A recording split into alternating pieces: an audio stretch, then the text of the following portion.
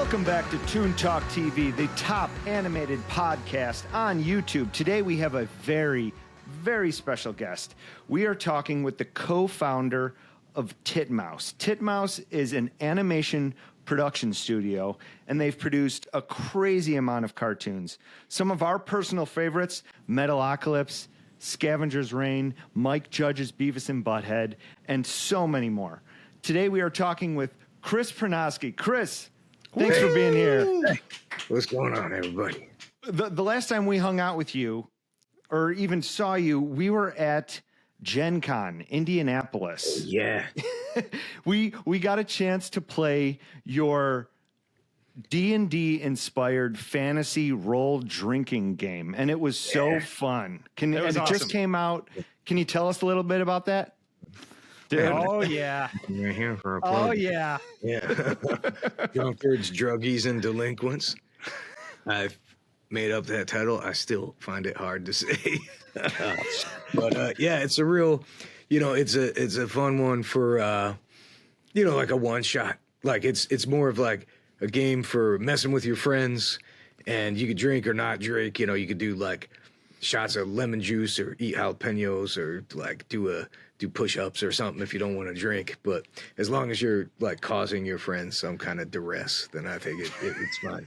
It's probably not meant for a long campaign. It's meant for like, people. It could be an entry-level game. It's somewhere between an RPG and a board game mechanic, and you can play it in like an hour is probably good, maybe 2 hours, maybe 3 if you're doing a lot of role play.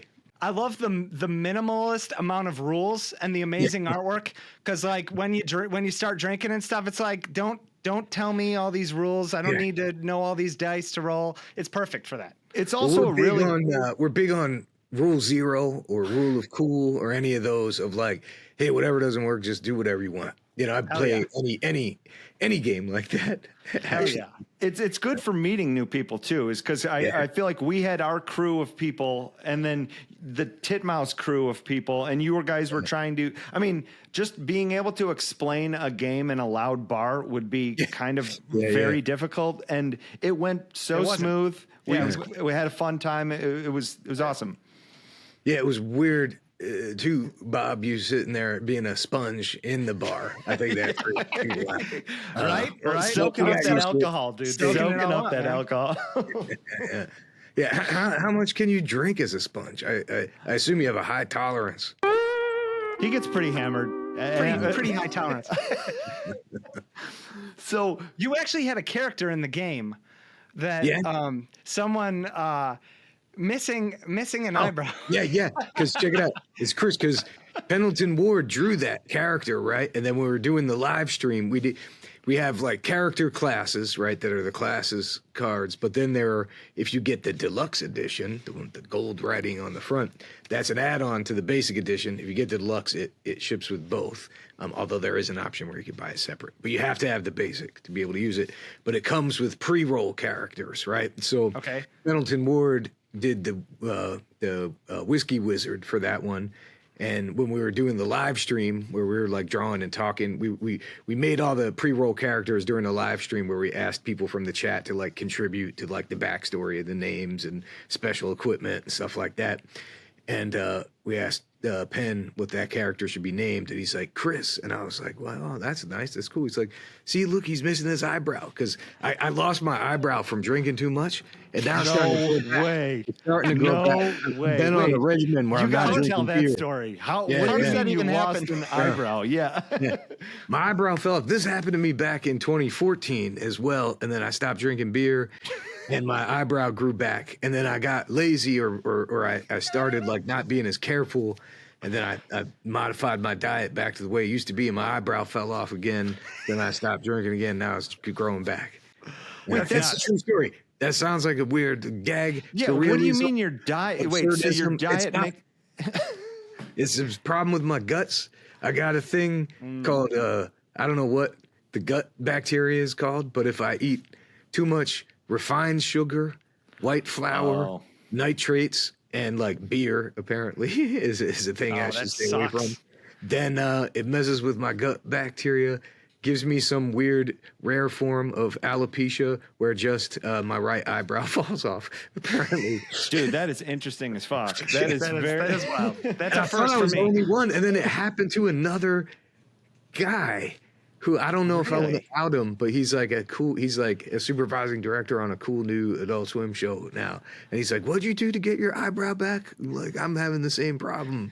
You guys should get a group together, a community group, and just talk about missing your eyebrow.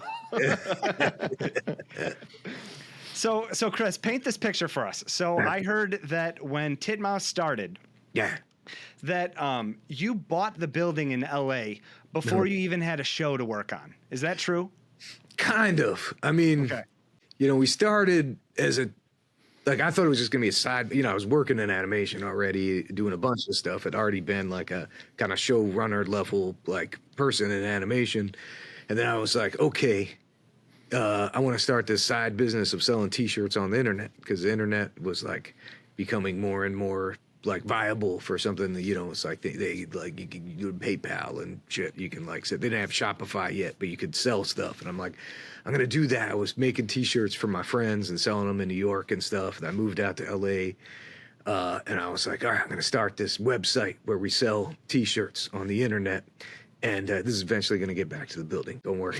Bob, you're looking at me funny. No. We don't look at That's you just funny. my inquiry. Yeah. But this screen, it's hard to tell my orientation in this set. If I point this way, am I pointing at you? Or if I point this way, am I pointing at you? It's tough. Well, either way. So I started this website, and then eventually this long story of like, it eventually became an animation studio, even though that wasn't its intent, because I kept getting freelance and didn't sell a lot of t-shirts, but kept getting freelance work. And I was like, all right, that became the main job after a while. But once it became the main job, we were doing these pilots and we'd never get the series, right? We were working out of like a TV repair shop in West Hollywood, and people would come in, clients would come in, they'd be like, oh yeah. And then they'd leave, and then we wouldn't get the series, and we'd be like, that's because they don't think we're a real studio. So I was reading this book at the time, because I didn't know anything about business, right? I went to art school, and so did Shannon, and we didn't know about business. So I bought this book called Rich Dad, Poor Dad that taught me like some differences between like how business works. And that the sequel, or one of the sequels to that book, was this one called Cashflow Quadrant, right? Okay. And it told you the difference between an asset and a liability, right? And I was like, well, we're not getting these jobs because people look at our studio and they think we can't do it because we're just in a weird old TV repair shop. So we need a building that looks like a studio. But I knew from Cashflow Quadrant that if we could possibly pull it off, we should buy a building and not rent one. Because if you run a business through a building, that's an asset. But if you like buy a house and have a mortgage, that's a liability. Or if you rent, it's a liability because it's like you're not building equity in it, right? So I'm like, fuck it, we're going to buy a building. And our accountant and anybody we asked was like, you cannot afford this building. You can definitely not afford any building at all. You don't have enough money. Yeah. But this was in 2005. This is before the big like housing bubble crisis. Yeah. So they were handing out at that time. That's why the whole world economy crashed. They were handing out loans to anybody. I went in and I was like, we got a small business association loan, which you only have to put 5% down. So we could scrape up enough money to put the down payment down. And when I went to do the interview with the bank, like I didn't know, like we had to do a business plan. I didn't know how to do it. I just downloaded one off the internet and changed the names in it. And then I was gonna, and the guy was like interviewing me. He's like looking at my projections. He's like, how did you arrive at these projections? And I was like, truthfully, I just made them up. And the guy was like, hey, you shouldn't do that. You also shouldn't tell me I'm the bank guy. Like, I can't believe you said that too. Yeah, honesty is a good thing. Maybe they're like, all right, maybe we'll go with this guy. Well, it works with this guy. He was like, listen, you shouldn't tell anybody. You definitely shouldn't tell me that. I'm the guy who's like supposed to vet this to make sure it's real. He's just like, fuck it, give it to him. Yeah. Well, he was like, let me help you out. Like, how does your business work? Right. And I was like, well, we make cool cartoons, and we hope that somebody sees them, and then hires us to make more cool cartoons. And he's like, that's really not good enough for a business plan either. So he was like, do you have clients that would like vouch for you or whatever? So what I ended up doing was, back in the day when you still had like letterhead, like from things, I asked like the highest person I knew at every any Disney, Cartoon Network, Nickelodeon, Fox, MTV, whoever the players were back then, Klasky Chupo, to write me letters that said like, hey, we do business with Titmouse. They're great. We intend to do business with them in the future. And like basically brought 10 of those letters and was like, this is my business plan. And they're like, all right, cool. That's huge.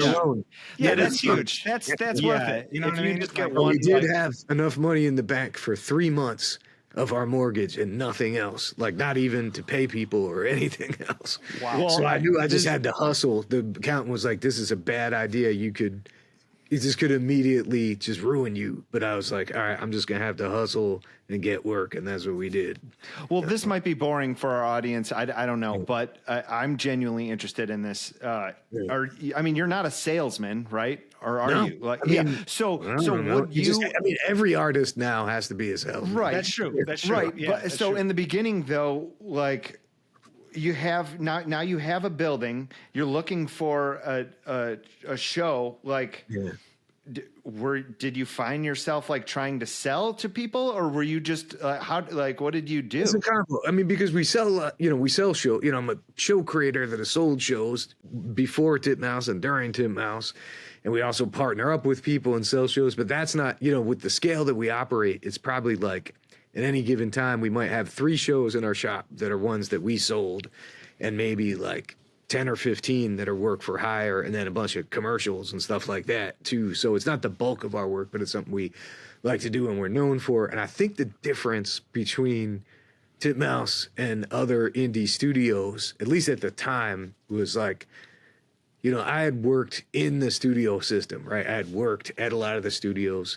I had sold shows. I'd been a showrunner. I'd been an EP. I'd been a director. I'd been a supervising director. So I had relationships with all the people who make decisions about where their shows are going to get made. So I think that helped because they trusted me. I wasn't a guy who's like, hey, I just made one Flash cartoon on YouTube and now I'm starting a studio, which that can work too. And that's worked out great for a lot of people. But I think that path is not the one that immediately out of the gate gives you trust with a network for them to be like, hey, you could produce this series, this very special thing that we're spending a lot of money on. So I think it was just trust in the beginning. So was your first series, I think I read this somewhere, was it Metalocalypse? The first one that was produced through Titmouse. Yeah, absolutely. Yeah, okay. So let me tell you a story about Metalocalypse. We're just Chicago punk dudes. We heard that on on their second movie, they did a live tour, and they were coming to Chicago at some venue, and we're like, yeah, I would love to go see Dethklok. Let's fucking go. But we had no idea what to expect. So we would have been totally cool with seeing 4 dudes on a stage just playing the songs, and it would have been amazing. But when we got there, it was Brendan Small, first of all, is insane in his own right with the music. Just over for dinner last night. Oh yeah? Wait, say that again? He was just over at my house for dinner last night. Dude, the dude is so talented. Outside of cartooning, he's an insane guitar player with singing on top of it. But they're all backlit. These instruments are all backlit, and the stage is just the actual animation. The cartoon is playing with them the whole fucking show. It was amazing. Did Titmouse have anything to do with that? Oh yeah, we had to figure all that out. It was interesting. We were in the middle of doing the first season, and they decided that they wanted to do a college tour at first, right? And because they weren't sure, if they could sell out big venues and stuff yet. So but we weren't finished with the first season yet, but they had the tour date. So they were like, hey, you've also got to because, we would just animate animation. You guys know it takes a long time. It takes a lot of effort. You only animate what you need. So for the show, like there might be 30 seconds, 45 seconds of a song, and that's all we had. We hadn't animated the rest of the music videos. Yeah. So they were like, hey, you need to extend these out to 3 minutes or however long any song was. And we also had to do these comedic bits in between the songs. Like there'd be a setup, then 3 songs, and then go back to a bit, and then 3 songs. And we also had to deliver the show. So it was like, hey, we're going to have to, like, you're going to have to do these at the same time. So it was definitely a lot. Like, I was directing, John Schnepp was directing, and Mark Brooks was directing. I think, was Brooks on the first? Brooks might have only been on the second season. Might have just been me and Schnepp on that first season. I can't remember, a long time ago. But anyway, we also had to do these music videos and do this show. But it was a lot of fun.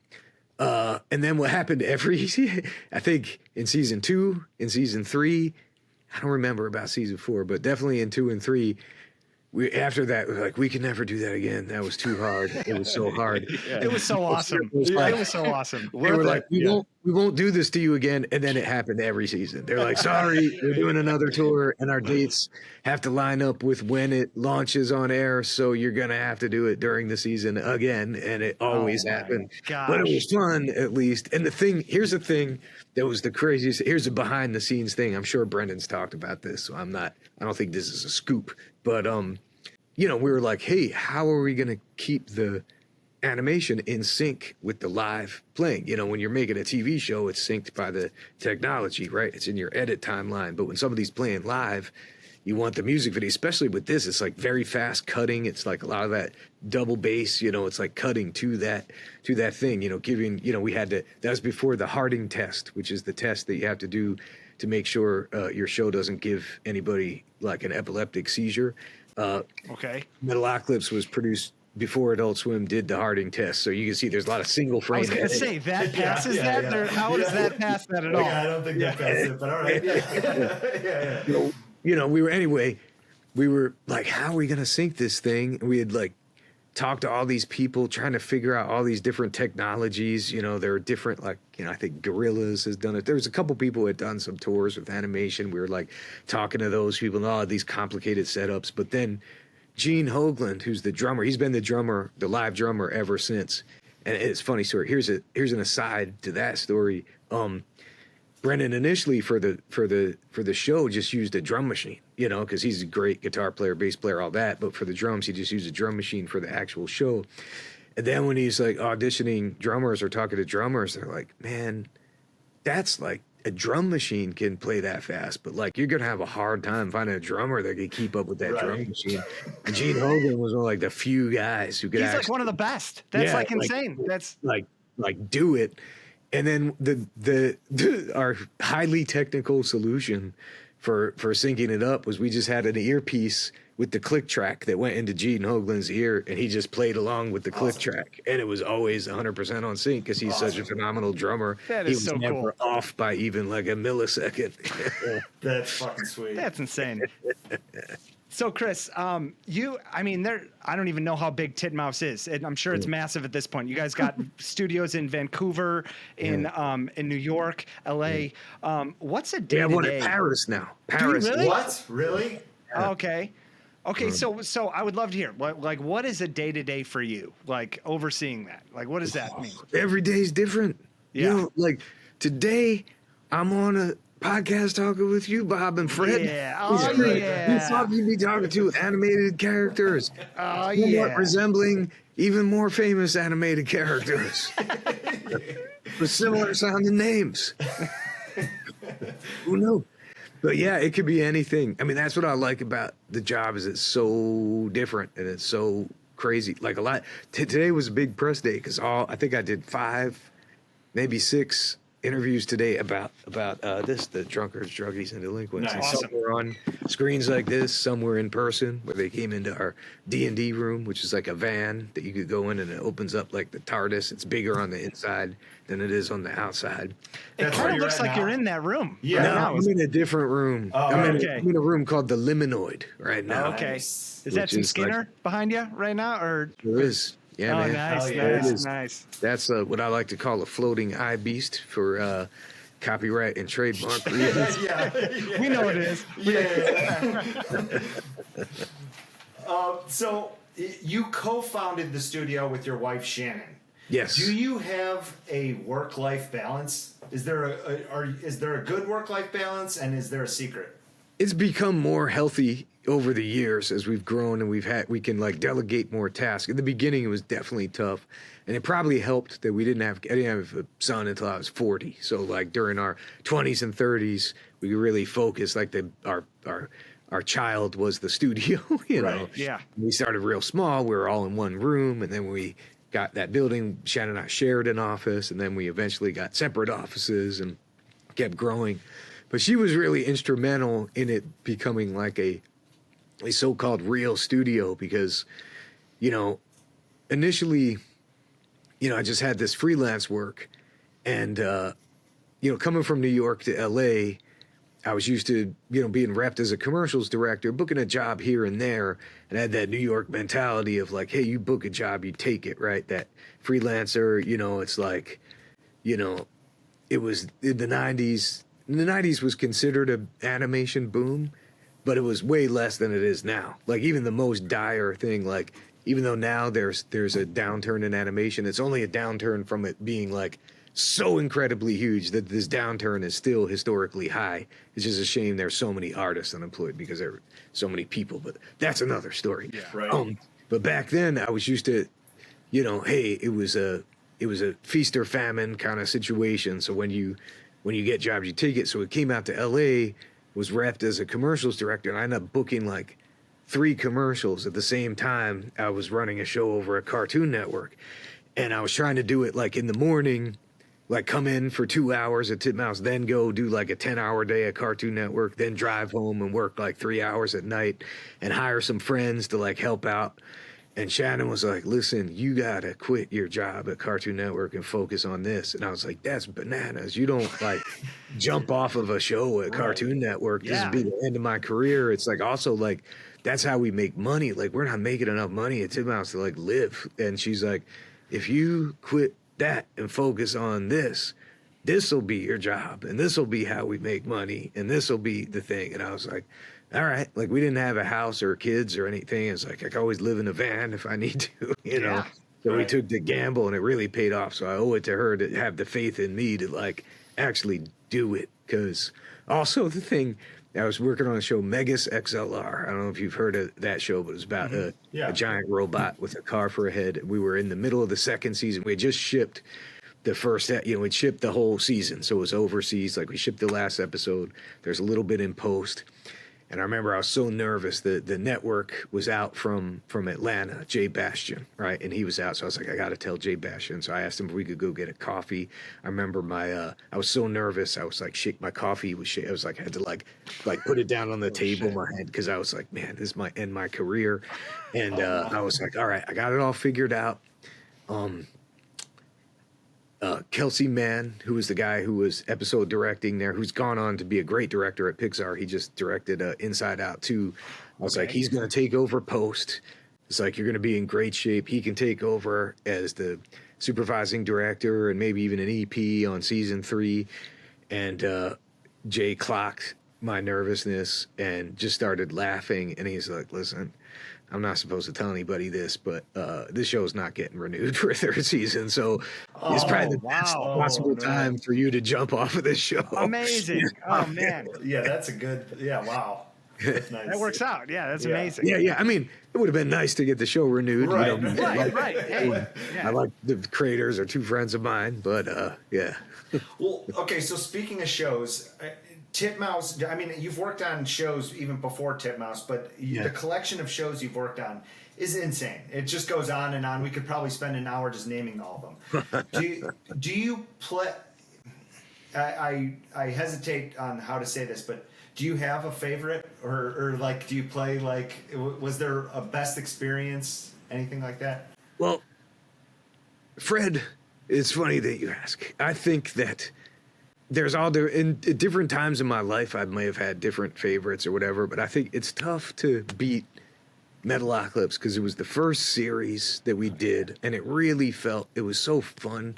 The fact that we didn't really know what we were doing contributed to it as far as like running a studio. So it was really loose. It was kind of like an extension of like a college dorm or something. We had that building, and at that time we couldn't afford the whole building, so we rented different offices. We rented to Gonzo, the anime company. Their U.S. office was inside of Titmouse. Wow. We rented to like individual artists, like this guy Stephen Holman and Josephine Holman, who were just artists, rented a room. This guy Max was like an EDM musician, so he was like, it always smelled like weed coming out of his boom boom coming out of his thing. So it was like this chaotic environment, and you know, it was just a lot of fun.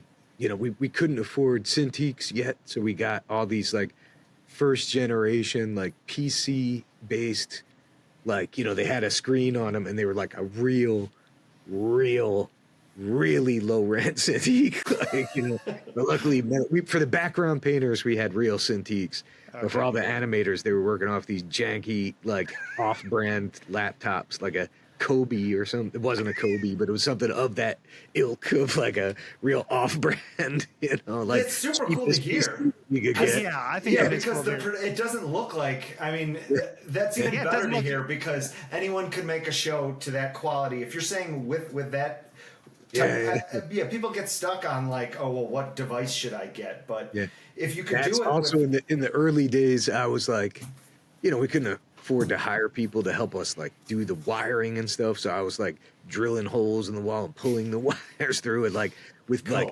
really not the way you should be doing it, like without any kind of like, I wasn't looking at a plan to see if I was going to drill into like an electrical line or something. I was just kind of like, this seems a knock on it. It seems safe, you know? Hey man, so like I feel like our audience, the majority of them is like DIY YouTube animators. People are just doing it themselves, making what they can. I think for us and for them, I think you would have the best answer for this. Like what do you think it takes for a production studio to land a big animation studio? A big animation series, a big animation series. You know, it's different. I would say if you're a YouTube animator or an animation studio, I feel like if I had come, I'm gonna get to your question, but I'm gonna be a little like sappy and nostalgic. Now, you know, it's like when I was coming up, it was a whole different situation where you kind of like, you could get your work seen on TV or maybe like the Spike and Mike Festival or something like that. You know, what wasn't like, there wasn't a way to self-distribute in any meaningful way unless you dubbed VHS tapes and handed them out, like, you know, in a weird scene, and hopefully they become viral like the South Park guys or whatever. But I think now, if I was starting out now, I would absolutely be a YouTuber. Like, it's the way to go. I would have not, because I was always an outsider, even within the studio system. I think one of the reasons I had to start a studio, I never intended to start a studio, it just kind of happened. And one of the reasons was I was always frustrated with the way big studios worked, you know, for various reasons. Now I understand why some of those things are in place, you know, but I think if you have that, if you're able to sustain some kind of, even in a part-time basis, you know, a YouTube channel with followers, stick with it, man. Why do you want a work for hire series? You know, you're already doing it. You're living the dream. Now I can see it for like, you know, keeping the machine running. But if you don't have to feed a machine, don't start a machine that you need to feed. You know, it really can get harrowing, even at our scale. There's times where, you know, we have meetings and it's like, all right, in 6 months, we're going to be out of money. So we got to figure out like how to like get more jobs before 6 months from now. Yeah. It's like kind of like being a freelancer, but with like 1,000 employees to like be like responsible for. Yeah. That's crazy to think about. Yeah, that is wild. And their families and their insurance and shit like that. So it's bananas.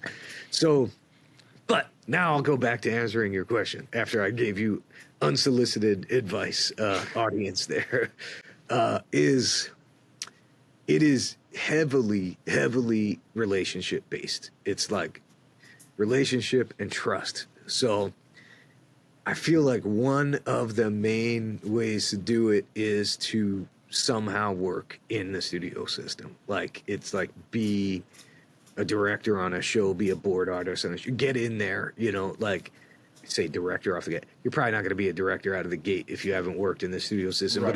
But if you have a huge following on YouTube and people like it, maybe you get on somebody's show. What's different now too is there's more shows that have come from YouTubers or like even people who, you know, came up on Newgrounds, like Smiling Friends folks or something like that. Like the first show that we did with a creator that was, you know, essentially like an online guy was Brad Neely, you know, and even he had done, like he had worked. Is that China, Illinois? Yeah, China, Illinois was just Professor Brothers. When we did the pilot, it was Professor Brothers. Brad and I co-directed that. Then we did 3 seasons of China, Illinois, and 1 season of Brad Neely's Harg, Nallin, Sclopio, Peepio, if you remember that one. Yeah, I remember. I know how to say it because I asked Brad, I'm like, I keep getting it wrong. What's the best way to remember the name? And he sang me this song. Brad Neely's Harg, Nallin, Sclopio, Peepio. Brad Neely's Harg, Nallin, I don't think that makes it any easier. Harg, Nallin, Sclopio, Peepio. And I never forgot it after that. But he had even worked like in the South Park writers' room for 1 season because they liked his like Washington Has So Many Penises song. So they were like, have this guy come in, you know, and write on a season. So he had been in a writer's room. But I feel like now a lot of the showrunners came from that. So they might be more open to bring someone in to direct who has never worked in a studio system. But however way you get there, I think working in something where you're visible to a decision maker, right? To a head of physical production at a studio who will be somebody who is helping decide where a studio might be produced. Like a network that doesn't have its own studio, which is many of them, it's really kind of like Disney, Warner Brothers, Netflix to a certain degree, you know, Nickelodeon, a few places have studios. Most of them don't have their own in-house studios. They have to decide. They usually get bids from 3 places. Sometimes if we're really in with somebody, we don't have to go through the bidding process. If the creators are like, we just want to work with Titmouse. What's also helped over the years, we've been around long enough that multiple employees have gone on to sell shows and then tell the client that they just want to do their show at Titmouse. So that's been great.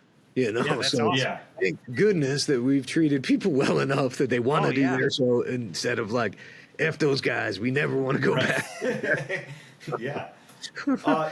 We've done at least, I think, 5 of those situations where you know, employees have sold shows, either current or former employees. So your employees are doing the work for you. They're selling the shit.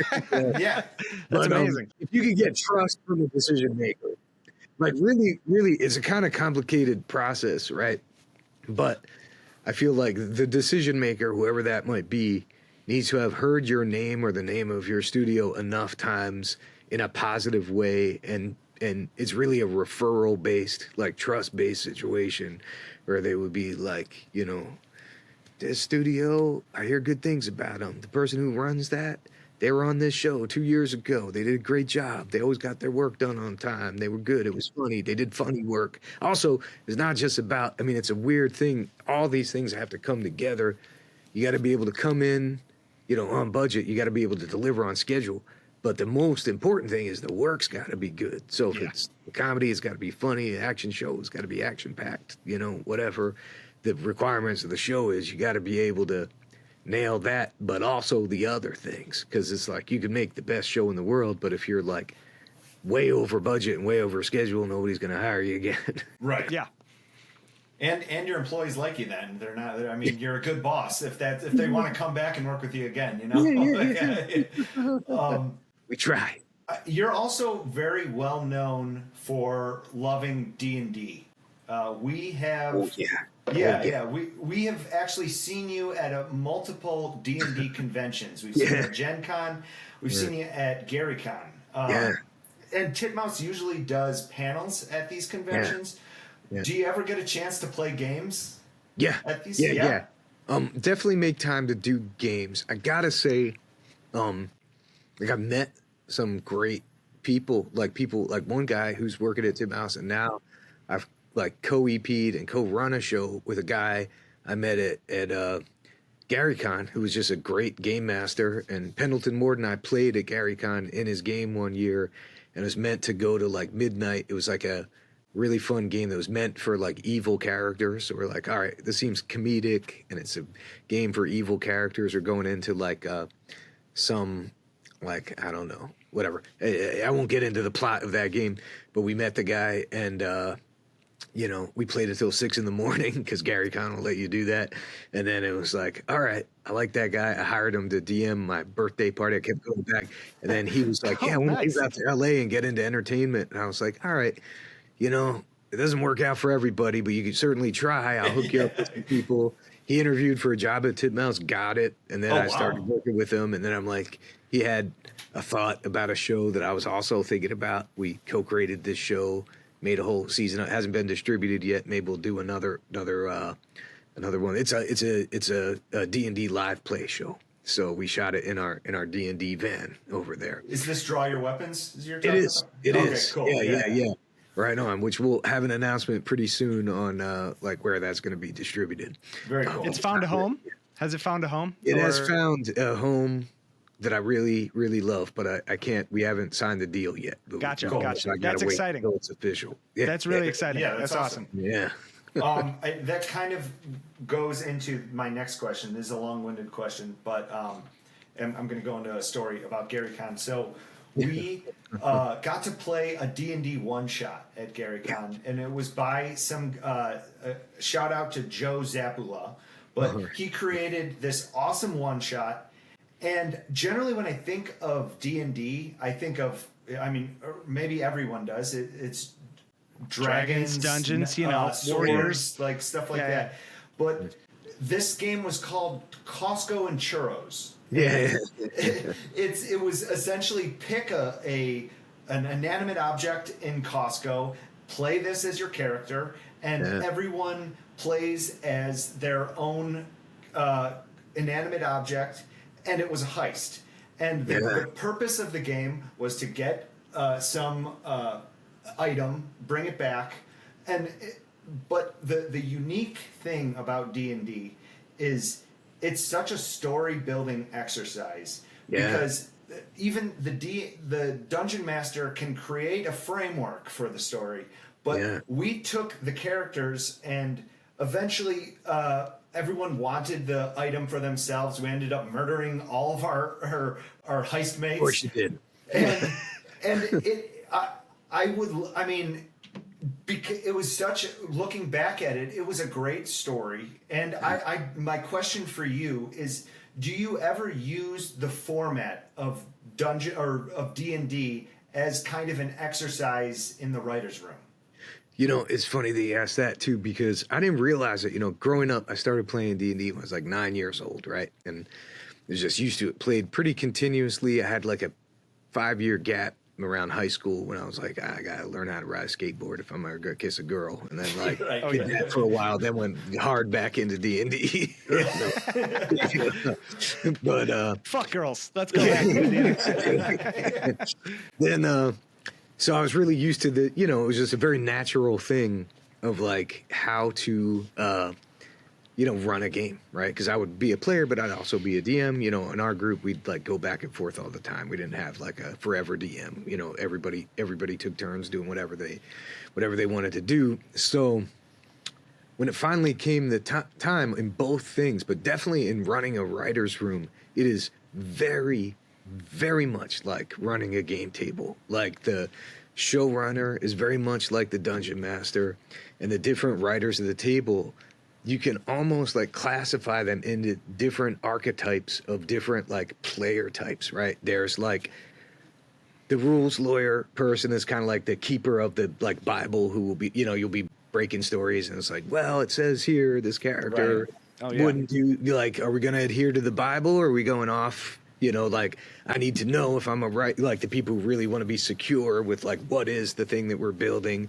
There's definitely like the very verbal, the funny in the room person, who would be like a big RP person who's doing a lot of jokes.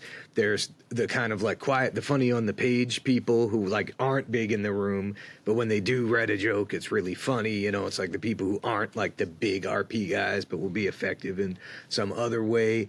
There's like definitely the naysayer, is a big archetype of someone who's like, that joke doesn't work, that story's not going to work, or like, you know, the whole party is like ready to go down this hallway and they're like, I don't think that's a good idea. We shouldn't be doing this. We shouldn't split the party or whatever, you know. So I feel like it prepared me. I'm like, whoa, it was like, you ever see a movie called The Karate Kid? The Karate Kid, right? And, you know, they'd have this thing where you had a Mr. Miyagi and you had Daniel-san, and he'd be like, okay, yeah, Daniel, he's your sensei. you're gonna come and, you know, like, you know, wax my car and wax on, wax off, and you're gonna paint the fence, and you're gonna just go up and down painting the fence. And then Daniel was at one point, he's like, you're just making, you have like a, you just have his like an indentured servant. I'm not like learning any karate. You said you were going to teach me karate, but you haven't done anything. I've just been painting your fence. And then he's like, Daniel-san. And then he's like, paint the fence. And he tries to like, you know, fuck him up. And then Daniel-san's going like this. And he's you actually know karate. I felt like that when I had to run these writer rooms. Like, D&D was your sensei, dude. I've been practicing for this my whole life. I just didn't know it. Yeah. And then it's also true for directing and actors, right? Or anybody on your crew, you know, running a storyboard crew, running actors, you know, through any kind of scenario is similar to that dungeon master player mentality. So it was really helpful in many ways.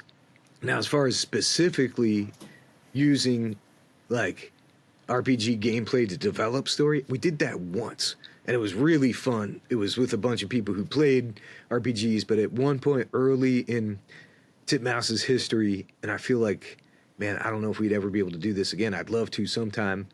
We licensed the property Gamma World, right? And we were going to make an animated movie. We were talking to MTV Films about it. This was in the early 2000s. So we ran a lot of Gamma World sessions to develop the story. Like we had the outline and we were like, okay, people on the movie work and we'll play as the characters from the movie to try and develop character and stuff. And that was really fun. We got that Gamma World license so cheap back then too. Hasbro didn't even know they owned it. We had to tell them they owned it. They're like, we have something called Gamma World? I'm like, yeah. You do. I was like, it's in there somewhere. Go look for it. And they license it for $3,000. They get wow. So, well, wait, is this collecting dust somewhere, or did you? Well, it's back with them. I mean, it had a term, like it was $3,000, and I think we renewed it one or twice. I'm probably breaking my NDA on it, but it was like 20 years ago, more. There's been other things that are kind of like that. Like I think where we really got to pursue something similar to what we would have done with that Gamma World movie was Scavengers Reign. Kind of felt in the vibe and in the style of something we would have done with that, you know.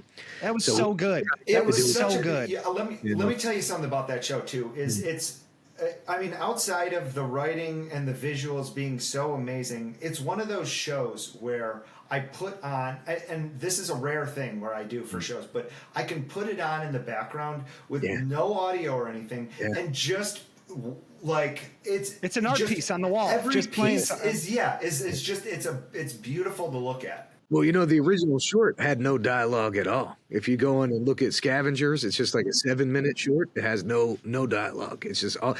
And we considered with the series, like, do we try to pull off something that has no dialogue? And then in trying to figure out the 22-minute pilot that we did for Adult Swim, like Joe and Charles are the creators. Charles is more he's the art director. He's the guy in charge of the beautiful imagery you're seeing, and Joe is more the writer director. But they both contribute to all sides. But Joe was like, I don't know. I don't think we can be that pure. It's not worth it to paint ourselves into that corner intentionally. You know. But there's much less dialogue than there are in other shows. The scripts are pretty slim because you didn't have to write a lot of dialogue, and so much we knew it was going to be the execution that made the show. So it's like, you know, the design, the directing, the directors really got to take a big, you know, it was much more of a directing role than in some shows. You know, if you're working on a show that's a very like written, dialogue driven show that doesn't rely on so much like visual wonder, sometimes you don't have as much freedom depending on the showrunner. It's like, hey, just make sure these gags are timed well, and that's your role on directing on a show. Like, you know, I don't want to say any shows because that sounds maybe like an insult, but it's not. It's just like what the job is. Right. You know? We want a season 2 of that so bad. I think everyone does. I don't think we're getting it. You know, I know. I mean, because didn't they go on to make what was the next show that they Common Side Effects? So yeah, Joe, amazing too. I love Common Side Effects. We don't do that at Titmouse. Joe started his own studio, which he should. He's a talented guy. He came up with us. When I was EPing this reboot of Liquid Television, I was looking for stuff in like 2011, 2012, and I found Joe's short Odin's Afterbirth, right? And we helped him finish. He was making these shorts, and one wasn't finished. We helped fund like him finishing that short. Got to know him. I'd go out to New York. That's when we had just started our New York studio too, and then he ended up coming in house, working at the New York studio. I was directing this indie movie at the time called Nerdland. He came on to like help storyboard and do character designs. Then he wanted to move out to LA. He came out, he lived in my house for like the first month in our guest room. He worked at Titmouse for a while. Did he work on China? I think he worked on Brad Neely's Harg, Nallin, Sclopio, Peepio, and some other Titmouse shows. And then he sold a digital short to Adult Swim. And he was like, I don't know anything about production. Can you guys help me do this digital short, which was the Scavengers short, which I think they were super surprised because Joe does mostly like absurdist comedy. And this thing was something entirely different because he had collaborated with Charles on it. And they're like, but we trust you.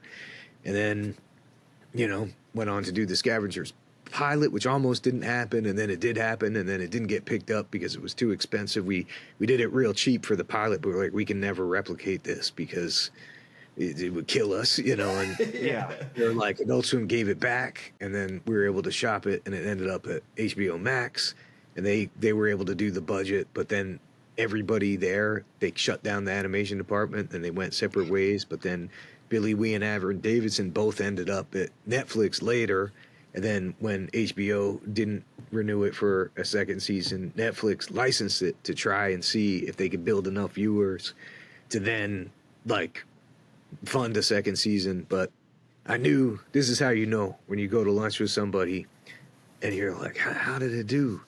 And they're like, well, we all love it. That's how the But we made it for people like us. Everybody I know, every weirdo artist loves it. It just doesn't resonate with, a big swath of the, the broader audience that, is into other kinds of things. So I don't know if there's a question here, but while we have you, I got to bring it up. Beavis and Butthead is one of our all-time favorites. It kind of got us into animation. How are you bringing that? I know you're producing the new episodes and you got a chance to actually work on it in the 90s. Yeah. What's the difference? And I'm not talking about, paper or any technological. How are you keeping that vibe going? Well, because it's a vibe. Mike Judge is just like, I'm lucky that I'm friends with him. He's such a genius of character. Like it's kind of lucky, he had done Frog Baseball, and that was, along with some of his other characters that he did, and they were usually distributed in the Spike and Mike festivals back in the 90s. And MTV got a load of them, and they focus grouped Frog Baseball, because it was in Liquid Television for a series, and it was one of these things that was super successful. Like the young teenagers who were like, I remember Abby Turcouli, who ran MTV Animation at the time, told me that was the only time that people asked, like, hey, could I get a copy of that after the focus group to like take home and watch again? Cool. We knew it was something, and he got so lucky. Abby did Abby proposed the format because MTV at the time was not doing like half-hour TV or any kind of like narrative TV shows, so it's got to fit in with these music videos. So maybe we could do these shorts, but also have them watching music videos, And man, was that the perfect format where Mike Judge is such. It showcased his genius of character, right? Where he just can riff on anything and make it really any project he's done since then, from Office Space on to like anything. His characters are so memorable, even if you can't remember the story. You remember, the plot of Idiocracy. I don't know if you can like call it out beat by beat, but you remember President Camacho. You remember characters that are so good and so specific, and he has all this specificity. So I think, you know, like Mike, no matter what situation the characters are in, they're going to be Beavis and Butthead, right? We did this conceit with the new movie where they got to go into space and come back in time. So they're still the same age. They're still from the 90s, but they're dropped into this modern world.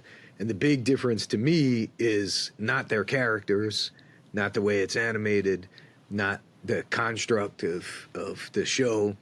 It's, you know, Mike is Mike, and it's always going to be funny. It's the content that they're watching, right? Because when it was MTV, it was music videos. That was what you went to MTV for, and that was the zeitgeist. That's what was in pop culture. People knew those music videos, or some of them they didn't. Some obscure ones were picked, but he was great at making fun of those. And now the whole internet is open for them to make fun of. So that's the big difference. It's like really clips from anything that, you know, Mike and the team, you know, there's people who do research and kind of find stuff to present to the writers and be like, hey, what about this? And it's like anything that they think they can sink their teeth into and write jokes. And it's kind of like a combo of like writing jokes and like improving on what Beavis and Butthead say and do. Even like the content, the new content is great too, because I feel like in the 90s, meditation wasn't a thing, but now the idea of Beavis and Butthead meditating is hilarious. And then them obviously being good at it because it's just clearing your head. It's hilarious. It's just I knew it was going to be different too when the very first script I read, or the very first script I remember reading, from the, now we're continuing to keep making more of them. The first new season, the first season of Mike Judge's Beavis and Butthead, that's the distinction of the title, was the one, I don't know if you saw it, where Beavis runs across a dumpster fire, and the dumpster fire starts talking to him, I'm like, oh, hell yeah, we're getting into a way more like surreal, absurdist like kind of world than, like, I don't think that would have happened in the original run, you know, back in the 90s.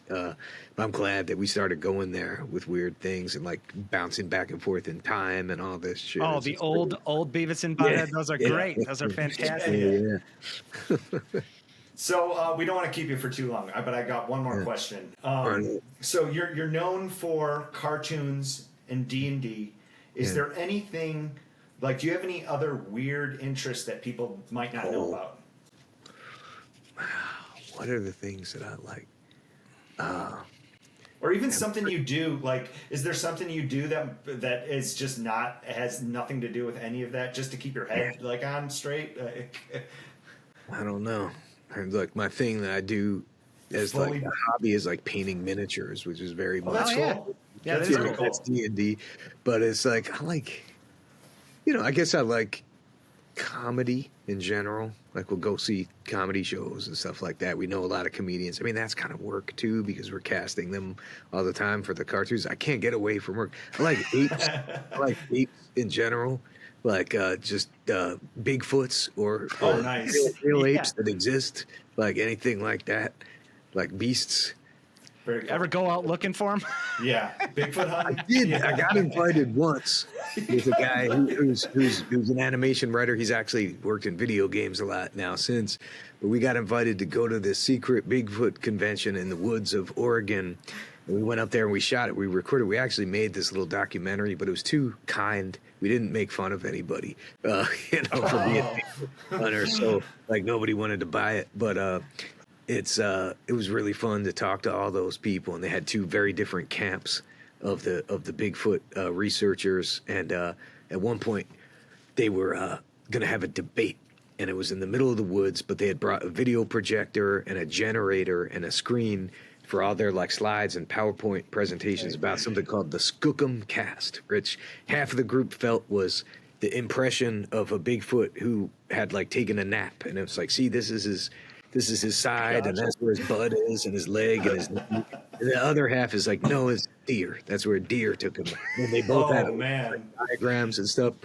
But then when it came time to do it, they had forgotten the power cord for the video projector, right? And it was like 150 miles away from any city, right? So you couldn't get a power cord, right? But since we were shooting it with video equipment, they're like, do you happen to have a power cord that'll work?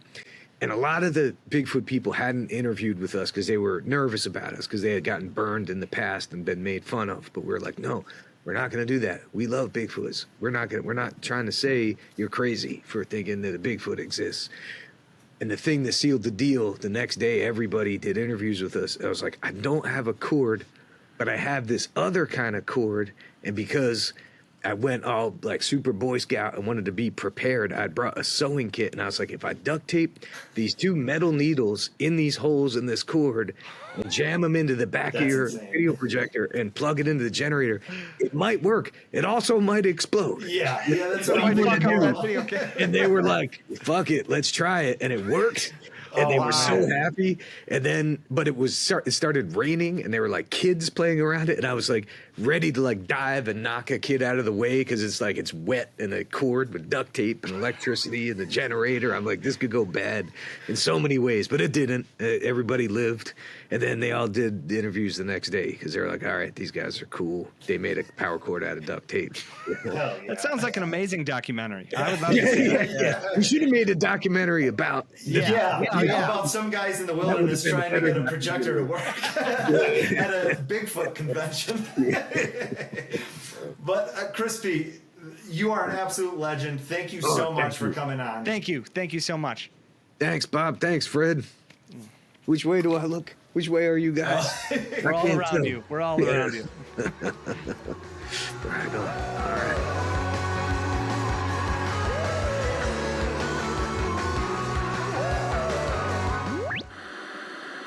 We are the television.